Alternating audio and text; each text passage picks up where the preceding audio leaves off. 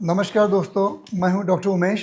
As a clinical sexologist 1985 से मैं sex समस्याओं पर काम कर रहा हूं और पिछले 40 सालों से आशा किरण सेक्स क्लिनिक के जरिए हजारों लोगों को मार्गदर्शन दे रहा हूं। मेरा मुख्य क्लिनिक छत्रपति संभाजी नगर में है और मुंबई, पुणे, नासिक, कोल्हापुर, अहिल्यानगर और नागपुर जैसे शहरों में हमारी शाखाएँ हैं।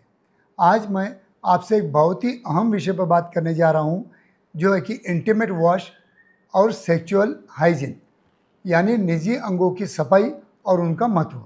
अक्सर यह माना जाता है कि इंटीमेट वॉश सिर्फ महिलाओं के लिए ही जरूरी होता है, लेकिन सच्चाई यह है कि पुरुषों के लिए भी उतना ही ये जरूरी है। अगर हम ठीक से सफाई रखें तो कई प्रकार के इन्फेक्शन से हम अपने आप को बचा जा सकता है। लेकिन जानकारी की कमी या झिझक की वजह से बहुत से लोग इसे नज़रअंदाज कर देते हैं। अक्सर लोग मेडिकल स्टोर से कोई भी प्रोडक्ट ले आते हैं और बिना जानकारी उसे इस्तेमाल करने की कोशिश करते हैं, जिससे फ़ायदे की बजाय नुकसान होने की ज़्यादा संभावना होती है। इसलिए इंटीमेट वॉश क्या है, कैसा करना चाहिए और क्यों ज़रूरी है, ये आज मैं आपको विस्तार से समझाने वाला हूँ।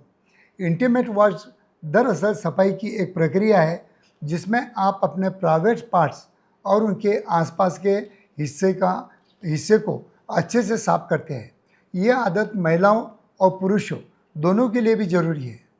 जब दोनों साथी स्वच्छ रहते हैं तब शारीरिक संबंध में ऊर्जा और संतुष्टि बनी रहती है। मेरे अनुभव में देखा गया है कि कई महिलाएं प्राइवेट पार्ट्स के आसपास के बाल नहीं हटाती, जिसकी वजह से खासकर पीरियड्स के दौरान दिक्कतें आती है।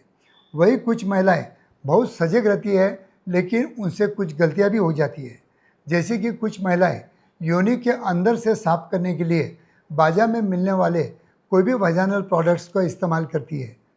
इससे योनि का पीएच असंतुलित हो जाता है और यहाँ मौजूद अच्छे बैक्टीरिया भी खत्म हो जाते हैं, जिसकी वजह से इन्फेक्शन का खतरा और बढ़ जाता है।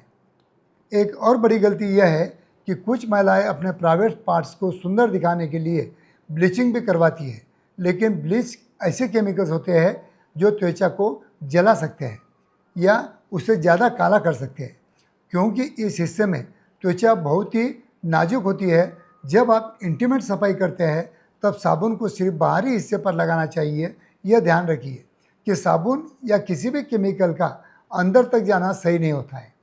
ऐसे साबुन या उत्पादनों से बचें जो त्वचा को रूखा बना देते हैं। साथ ही कुछ महिलाएं अपने प्राइवेट पार्ट पर परफ्यूम या इत्र भी लगाती है, जो बिल्कुल गलत है। इससे नुकसान हो सकता है, इरिटेशन हो सकता है। अगर आपको खुशबू चाहिए तो आपके अंतर्वस्त्र के कमर वाले हिस्से पर हल्का परफ्यूम आप लगा सकते हैं।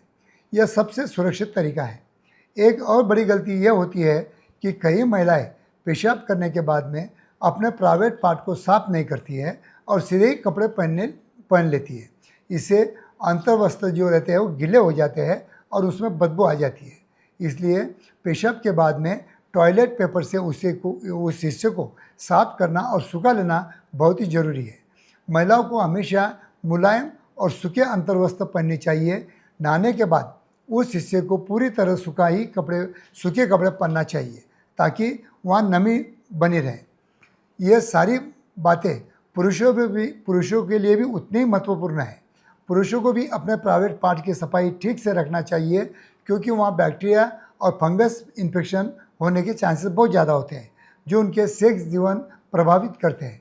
अगर आप एक हेल्दी सेक्स लाइफ चाहते हो तो इंटीमेट वॉश को अपनी आदत बना लीजिए। ये सिर्फ सेक्स के पहले या बाद में करना जरूरी नहीं है, बल्कि रोज़मर्रा अपनी ज़िंदगी में ये सफाई बनाना रखना बहुत ज़रूरी है।